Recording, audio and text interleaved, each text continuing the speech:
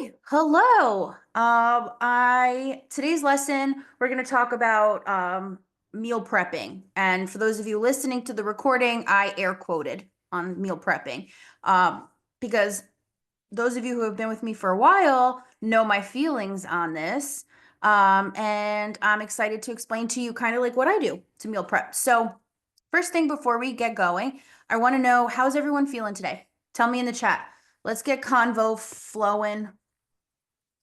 How was your day? Let me ask a more direct question. Ooh, okay. What was your rose and your thorn from today? It could be something small, right? So your rose, like your best part of the day, and then your thorn, the worst part of the day. Tell me in the chat. What was your rose and your thorn? My thorn was that I got super overstimulated earlier. I actually did blood work with that service that if you've seen on my Instagram, Hone Health, and my thyroid dose is too high. I have to lower my thyroid dose now after having the baby. And so I actually swung the other way and I'm hyperthyroid. So earlier I got like super hot, super overstimulated, super anxious, and like literally had to go in my bedroom. Like I said to Nick, I'm like, I have to run away. And I got up, I went in my bedroom, I opened the window, and it's like snow everywhere, so it's cold.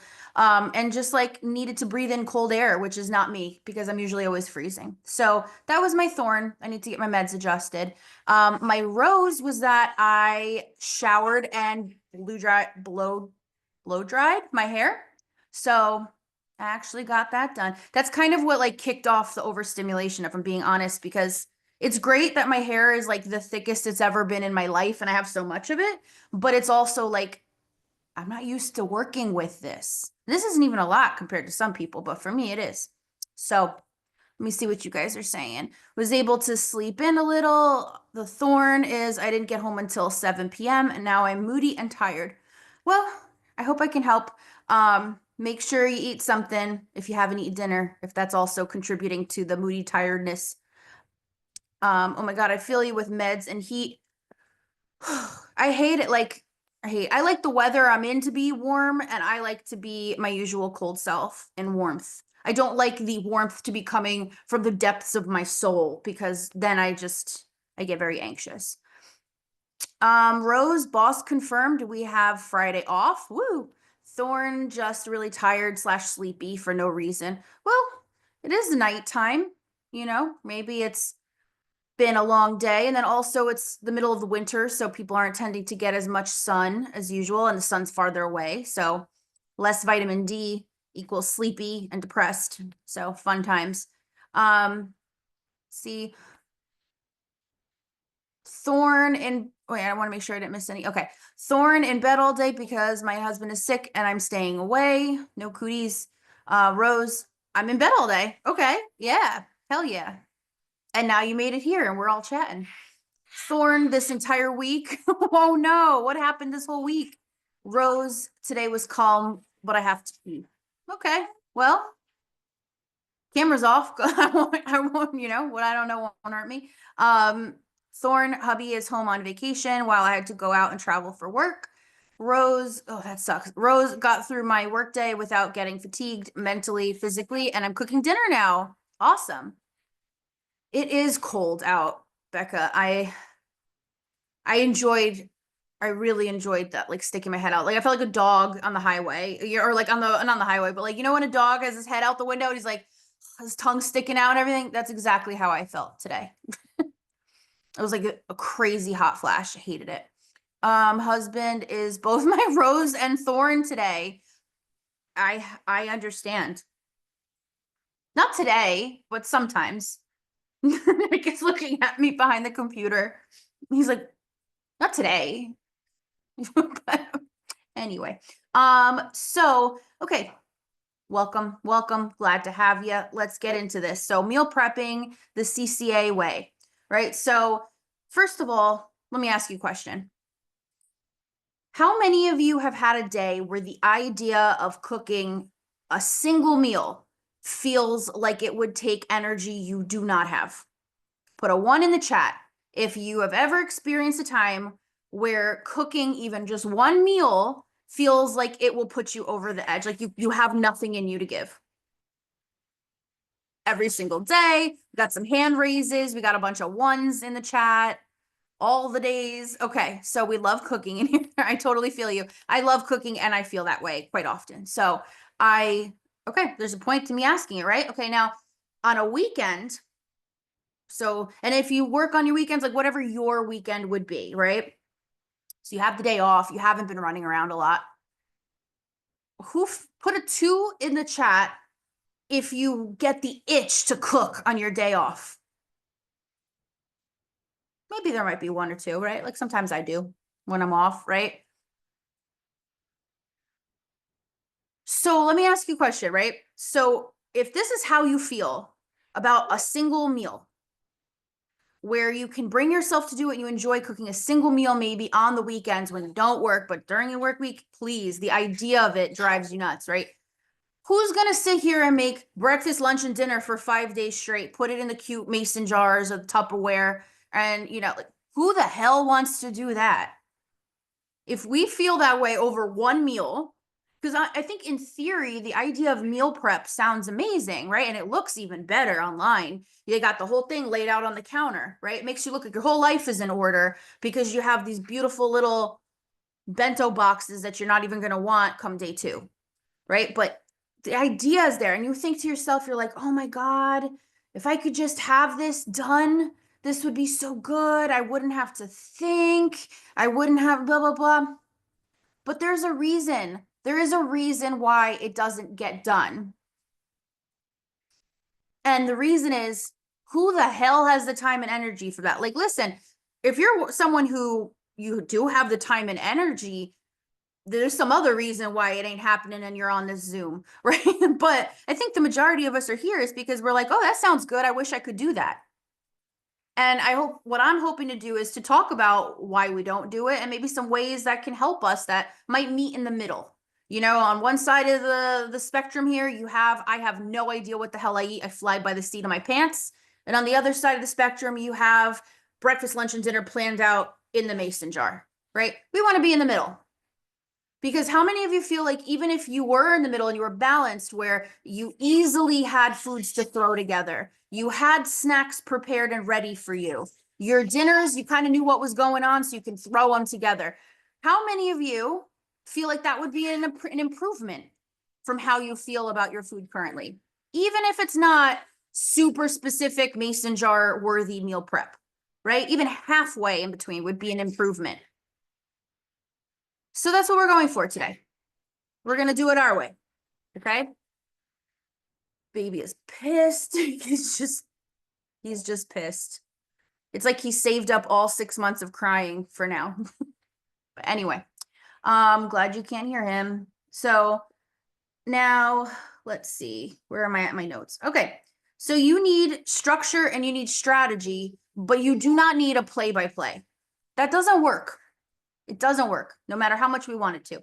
So I'm going to tell you a story too because it's not just about the meal prep. It's also, I think a lot of us, or at least I have felt this way before, where I felt like when I was trying, like, I'll be honest with you, I was trying to lose weight, when I was like trying to be quote unquote healthy, I thought having a play-by-play of what to eat and when was going to be my savior, because I'm like, you know what, just tell me, anyone can try real hard, like I'll put my all into it. And we all know the yo-yo that has been for all of us, because we've all been there. We've all tried to put our all into a diet before, right? So I want to talk about letting go of the idea that would be better. So I had a client, and this isn't, I want to say, I don't know. I've had a few because I've been doing this a while. So I had one of the many clients I've had to do this with, where she had a procedure coming up, and she had to lose weight for this procedure. And now again, this is not this, I've saw this time and time again. So I knew where this was going to go. When she told me, she's like, I need to lose, she said, I think she said something like 30 pounds or something. She had a few months to do it. So she's like, and this is someone who was working with me, and she was in KGG. So we had been together, I want to say maybe it was like 3 years at this point. We had a long established relationship. She had gotten results, but it's still, she needed to lose additional weight. She felt great. So, and she didn't really care all that much about the weight, so she thought. But now something did come up that literally did require her to lose weight. So we talked about it. We both were on the same page that it's not for like bikini season, you know, you can wear bikini any damn size. It was just for medical reasons that we were doing this, which I was already I didn't want to do, but whatever. So she's like, I need you to give me a plan that's absolutely going to cause me to lose this weight. I don't care how crazy it is. Right. So I told her exactly what to eat every week. There wasn't very much variation because we were on just a mission, right? This was not going to be permanent. I made sure that she had plenty of emotional support throughout this. We really talked things through, you know, things like that. And the amount that I had her eat, it was not like I was trying to reduce the amount she was eating to lose the weight. It was just very specific in terms of the protein, the timing, all of that. There was a lot of like rules to it. And her first thing she said to me was, "Oh, I'll just meal prep all of this. That'll make it so much easier. Now I know what I need to eat and I know exactly what I need to buy. I know exactly what I need to prep. This is going to be a breeze." It was not a breeze. So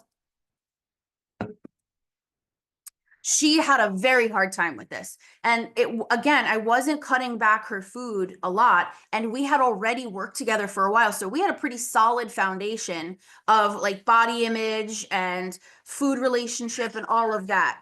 Because I wouldn't have agreed to do it if she didn't. So she's like, for the life of me, I do not want to eat these things. She's like, I swear, she's like, I've never been so picky in my life. Anyone relate to this? She had it all prepped. Hold on one second. The baby is screaming. We're back.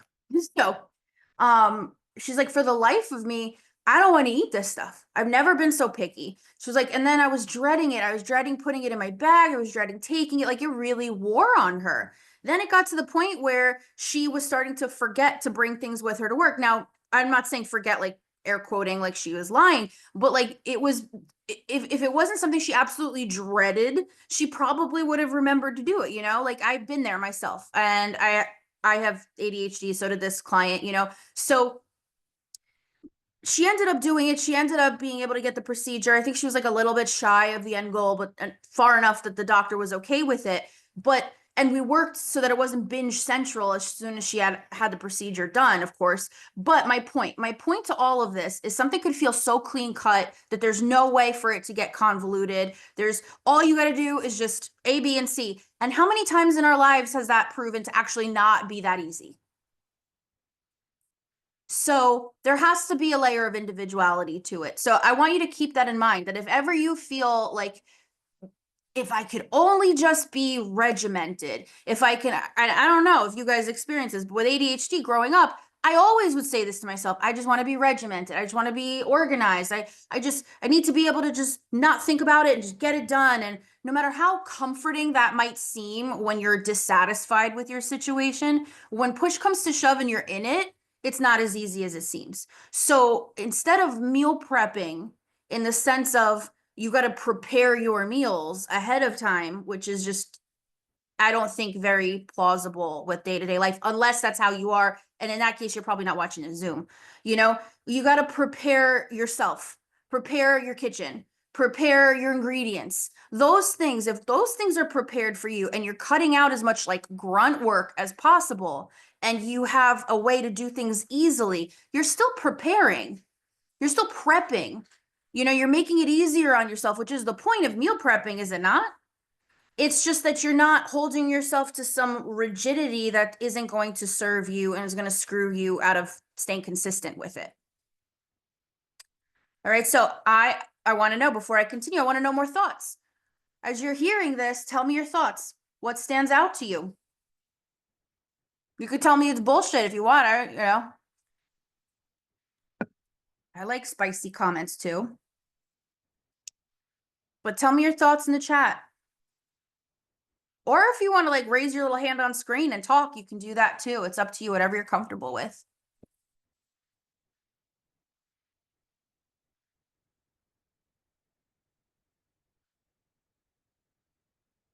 Oh, in the chat here.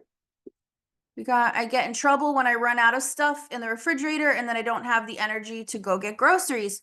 Exactly, right? That's your bottleneck there. I always got tired of the food I prepared and it didn't taste good. I agree. I have to judge my leftovers, and sometimes even that doesn't cut it. I have this weird thing about prepping and how long the food sits. I'm the same way. I don't like it. I mean, we were I'm like, I'm Serve Safe certified. Well, I don't know if I'm certified anymore, but I was when I went to culinary school, and that freaked me out. So, and then all those like reports about like the stomach eating bacteria from like leftover pasta and rice. I'm very OCD about letting food sit. So I agree with you there. The thought of eating the same thing for a whole week. No, I know that this is not, that sounds so spoiled, right? But I 100% feel you. I 100% feel you. Pre-made gives me the ick. It takes the joy out of eating 100%. And I feel like even if it's something about like, even if you're having like a frozen meal, like it doesn't have to be an experience, the meal you're eating, but the same thing all week, please. I get it. No joy in that. I get tired of food so quickly. Read how long the food sits. I also have the issue with anxiety. I don't know how long something is quote unquote good for. And I also get sick of foods really easily. Yeah. I'm Googling how long something's good in the fridge for constantly. And even then I'm like, I just don't have a good feeling. Bye. So I try to not make more than I need. And I freeze if it's going to be more because I know I probably won't eat it again. But I digress. I have that all written in my notes here. So, okay. Now, why doesn't it work? I want to go through the reasons that it might not work for us, right? So one is executive dysfunction. So, how many people here, throw one in the chat if you are neurodivergent and you know the executive might be dysfunctioning sometimes? One in the chat. Freedom. Take those bottles off. I'm so happy. Got a bunch of ones. Okay. So executive function, when you have a low dopamine activity, you will want to avoid doing this thing like the plague. Like it is so much more than just being spoiled and not having discipline. And don't get me wrong, we still do it. Like if it's our job or something, or like, we're gonna like something's gonna happen, we still get it done. But who can agree with me here that it feels like just the worst chore of your life, like nails down the chalkboard to do it? And that is ADHD. So that's well, I should say, I'm sorry, that's executive dysfunction. So that's when a low dopamine activity, whatever you're registering that to be, is going to be like, absolutely not, I don't want it. Meaning, like someone said, the joy with food. If you're not feeling joy for that food, if you're dreading it, you're not going to be hungry. If you are dreading getting a frying pan out, it doesn't matter if it takes 10 minutes to throw it together, you're going to avoid it like the plague. You'll wait an hour for DoorDash to get to you before taking 10 minutes to put something in the air fryer. I get it. Been there. That's the dopamines, that's the executive dysfunction. So, um, and then fitting it into our schedule and feeling like we don't have time to do things, even though we be scrolling we'll be scrolling, or we'll take forever to do things. We'll get like, I think there should be self-care. So don't, I don't think like you should be like, if you have time, you should be cooking. But I'm just saying it feels like there's no possible way to squeeze this in because you're at maximum capacity. That's executive dysfunction. So that's one reason why it doesn't work for us. Number two, tastes change, especially for us neurodivergent folk in here. You have new food aversions.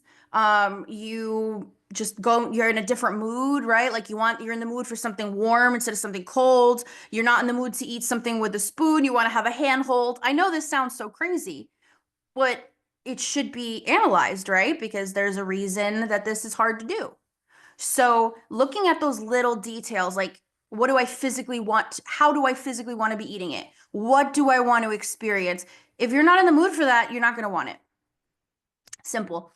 Availability and accessibility. So new shortages, new price increases on foods and stuff like that. Something that I don't think gets talked about enough, but similar to what I talked about last week with the sleeping video, if your room is a nightmare, you're not going to look forward to ending your night and going in there and spending time. If your kitchen is a nightmare, you're not going to want to go in there either, right? And there's varying degrees of what a nightmare kitchen might be to us, but regardless, if it's a room you do not want to be in, that's one more thing, right? And or if you have a hard time getting to your sink or appliances or whatever, again, I have a lot of different neurodivergent people in here, and I don't want anyone to feel shame if that's what you're working with. It's important to look at that. Then also keeping inventory, someone mentioned this before, and not being short on stuff. That's another reason why, that this can be difficult to consistently eat. Um, so here are some things that I want you guys to try. You can pick one to start with, but here's some things to work around it. Number one, have an inventory day that is separate from shopping day. Globally, people go shopping much more frequently than we tend to go here in the States. People they don't go shopping for their entire week ahead. And it's very different in those places. There's accessibility, and stuff like that. We have a lot more of like a car culture, and we work a lot more hours, things like that. But at the end of the day, we try to combine so much into like one shopping trip. You're going to forget stuff. You're going to get overwhelmed. It's going to feel too expensive to buy anything outside of the stuff you buy. So I think instead of trying to organize yourself to like meal prep all these meals, organize yourself to have an inventory system where once separate from your shopping day, once a week, let's say Mondays, you go in your pantry, you go in your fridge, you look at where your food is at, and you just take an overall inventory. If you're low on certain things, it goes on the list for the day that you do go shopping. Break it up into 2 segments so it's not so overwhelming to do it all in one day. So, and then when it comes to that, in terms of inventorying, crap, I lost my place in my notes here. Hold on. Oh, set an alarm or like an alarm or 10 in your phone because it's going to be hard to get the pattern down. You're going to want to instinctively be like, okay, I'm busy right now. I'll do it later, or I'll remember to do it tonight. And then you won't. So I'll set several alarms and have them on repeat every week until it becomes like you wake up knowing it's inventory day. And that might take a little bit to get used to it. So set yourself up to start to make that a pattern. Okay, so that's one. Number 2, and this is going to be like, girl, didn't you just say you don't eat things that have been sitting there? But I have I don't know the word I'm searching for because it's late, but like there's variations to that. It's not the right word, but you know what I mean. So 1, batch things that keep. And more than batching things that keep, batch things that taste better the longer you keep them, but not like a whole meal. What do I mean? Dense bean salads. There are tons of different dense bean salad recipes on TikTok, if you still could get in there, on Instagram, on Reels, just Pinterest, Google, dense bean salad. I love it. I love it so much. And then you can change up what you put in it. So it's not like you're going to be eating the same exact thing every single week. You have the same dense bean salad. There's like a million different types. So dense bean salad keeps and gets better and better because the beans like soften, like everything kind of melds together. It's really good. I still don't keep that long, like maybe like 4 or 5 days tops. I'm getting grossed out by day 5, but it's not bad if you want to keep it that long. Cabbage, anything like raw cabbage salads keep really well. And same thing, they're very hearty leaves. So they break down slowly throughout the week and they meld with the flavor. I have a really good slaw recipe. It's like Asian style. It's got like sesame oil and ginger and soy and garlic and all that, and it's delicious. And it just keeps getting better and better. I'll marinate my tofu You know, like I'll put my soy sauce and my garlic salt on my tofu and like put it in a container in the fridge. And I'll take like little pieces from that throughout the week. So it's like you can batch make the actual item, or you can just batch prepare your ingredients. So like the tofu, or when you get cold cuts, you know you're gonna make cold cut roll, or that you want to bring cold cut roll ups to work with you, right? Like turkey and provolone. So you bought the turkey and provolone, store it rolled up, like pre-roll it, put it in a bag, store it that way. Prepare a component, you know? Make extra sides or dinner. This is what I was saying before. Make extra sides or dinner or whatever and put it in the freezer. So you're not trying to have it tomorrow. Put it in the freezer where you can then have it like a freezer meal. You know, you can take it with you to lunch 2 weeks from now, you know, a week from now, whatever. It keeps in the freezer really well, especially if you have like, you know, make sure you have a good container for it. The trick for all of this, here's the big trick, is to do it when you're already kind of doing something for it already in that night. Meaning, you're making roasted chickpeas for a side dish, right? Make double the batch, like I was saying.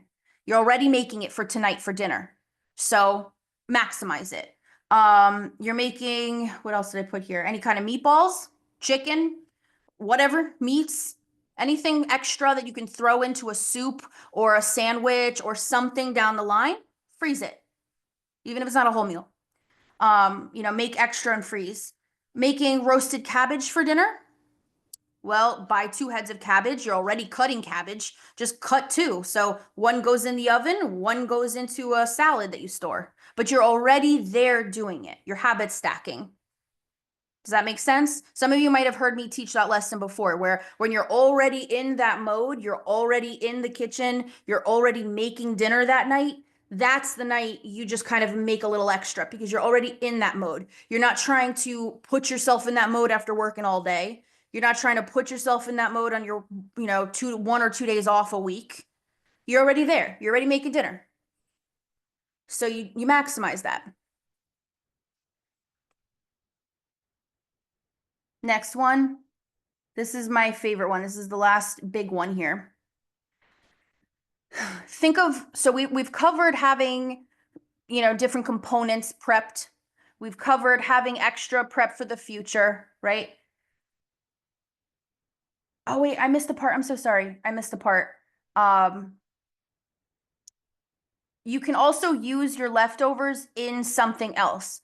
So with that, with the keeping components frozen, you can put it into something else. Whether you put it in an only dough roll up, I can give you that recipe if you who remembers me making my only dough, right? It's a really easy thing to make from home, and just throw a bunch in it, roll it up like a stromboli. You can put it in an omelet for eggs. You, like I said before, you can put it in a soup. You put it in a sandwich, you know, like doctor up what you have left over as well. So it's different. It's like a whole different thing. That's how I get around leftover ick. Okay. Sorry, that was really out of order, but I would have been very mad if I didn't say that. So, last one here.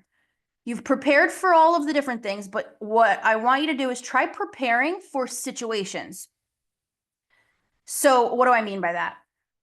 What do you have on hand when you have a sweet craving next time? And you want to, you know, maybe your baby step is to be low sugar and you know you get sweet cravings. What do you have on hand for that? You don't have to have it prepped necessarily, but what do you have on in stock for that?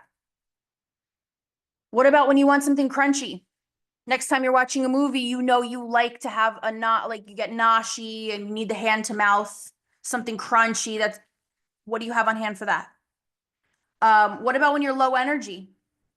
What do you have on hand when you literally can just throw something in the air fryer and sit, and that is all you can do? You know, what do you have when you're rushed? You're running out the door. If we're waiting for those moments to figure out how the hell to eat, oh my, forget it. You're not going to enjoy what you're eating. It's going to drive you nuts. You know, so prepare for the situations and keep them on in stock. This is what I look at when I do my inventory day. I make sure these things are stocked so I have them. You know, I go as far to say I have, and it's going to sound crazy, but I have like quote unquote binge foods on hand, right? Because I'm not going to lie, some days I just want to, I just don't want to fight it, right? Where if it's a weird day, I didn't eat enough during the day. I know myself. I know at night I'm going to be snacky as hell. I'm going to want to keep hand to mouth snack time. So I will have things on hand for that situation that won't affect my hormones, my blood sugars, anything like that, but that I do not have to think about. I can just keep snacking because that's what I'm really looking for. It's not even about like taste or fullness at that point. I just want the occupation of snacking. So I will prepare for that situation rather than tell myself, oh, be good, just don't do it. You guys saw the other day, I put up a story in my Instagram talking about harm reduction. I'm a big advocate for harm reduction, and I'm a big advocate for harm reduction when it comes to diet stuff too, because I think we are so fixated on being on the side of the spectrum that's perfect with the mason jars and the organization that we end up on the other side paralyzed, not doing shit and feeling out of control because we have our eyes set so high, our standards so high. But like halfway there is good too. Halfway there is perfect. Halfway there is manageable. So instead of saying, no, don't do this, just keep your chicken and kale on in stock. You're going to be ordering some shit off DoorDash, so plan around it. So some examples. I keep Lily's chocolate bars and chocolate chips on hand. I can make all kinds of different stuff with that, or I can just eat it out of the bag. I keep heavy cream on hand, where for dairy-free clients, you can do coconut cream or just the coconut milk, keep it in the fridge so the cream rises to the top. Sweetener. So I make sure I'm always stocked with sweetener, but I have different syrups for my drinks. I have different powdered sweeteners. I mean, I really just use Truvia, honestly. I'm so used to the taste. I don't know that there's a different taste anymore, if I'm being honest, but I used to hate it. Anyway, Catalina Crunch cookies, the little Oreos, I really like those.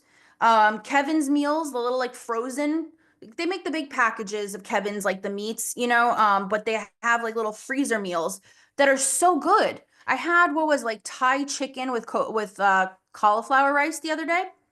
You microwave it for 3 minutes and it's got 24 grams of protein and it's so good where it's one of those things where I leave it in the freezer where if I know I'm like I've been so busy today I need to eat because if I don't I won't till tonight. I pop that in the microwave. But I leave those for my low energy days. Real Good, the brand Real Good chicken strips. I have them on hand for days where I need quick protein. I'm running out the door literally. I need to throw it in a sandwich bag and eat it. I have chicken strips for that. Hash browns, I know it's an easy vessel for the morning. I'm never going to get sick of hash browns if I'm being honest. So even if I get sick of what I put on it, I know I have the base for my breakfast. Smart buns. Smart buns are amazing. They are low carb, gluten free, like hamburger buns. I get the sesame ones. I love them. I keep those on hand where if we want to go somewhere where everyone's having sandwiches, I'm not trying to pick at cold cuts, I want to put it on a sandwich. I just love having them on hand, but especially for situations where I just need bread. I know this sounds so silly, but I want to have my bread on hand. And then Trader Joe's soups, but in the box, the ones that keep for a really long time. I don't know where I've been, but I just fell in love with the roasted pepper tomato soup. Oh my God, it's so good. And I will put that like I'll dip my chicken in that, it's just something, and all it is you pour it out into a cup and warm it up in the microwave. So done. I keep that shit on hand. So last part here, and then I want to hear your thoughts. So share with me. Don't leave me hanging here. I love feedback. But to wrap up, meal prep is about being prepared. It's not about preparing all your food. It ain't gonna work. It ain't gonna make your life easier, right? Don't think about, you're a loser because you don't want to cook breakfast, lunch, and dinner for the next 5 days or eat off of a chart, that you want to have some kind of flexibility to accommodate your mood, your energy, your tastes. Like that individuality is good. It helps. You're gonna want to eat your food if you consider that. Keep your kitchen prepared for your needs and it will be so much easier. And of course, if anybody needs help, like these Zooms are meant to be kind of like an igniter for our one-on-ones or your coaches and your one-on-one calls. So everything I told you here, if on your next call with me or your coach, you want to be like, okay, help me apply this, help me do this. We will structure it out with you, of course, no problem. Especially for those of you who have different food allergies and stuff. If you can't have the examples I gave you, we'll customize it for you. But start trying to think of it as strategy. Prepare, like what do you need to prepare? What would you like to have on hand? And we're here to support you. So, okay, tell me in the chat. I want to hear biggest takeaway from today. Biggest takeaway from today. Tell me in the chat or put your hand up and unmute if you want.